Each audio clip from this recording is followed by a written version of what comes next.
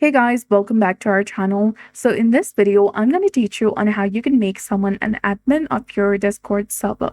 So first, you need to be the server owner or already have the administrator permissions to assign the admin role. Once you are in the server, go to the top left corner, click on the server name, and then select the server settings from the drop-down menu. Now click on the roles option that is in the section of people, between members, and invites. Go ahead and select it.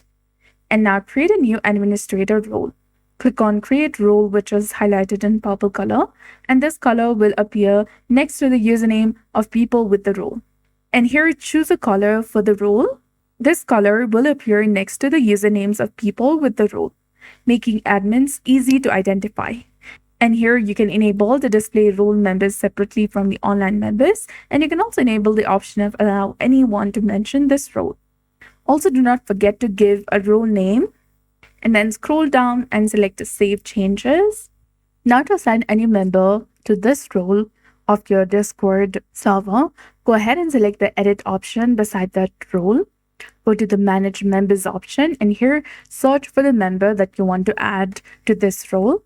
Click on Add Members to this role option, and here select the person that you want to add.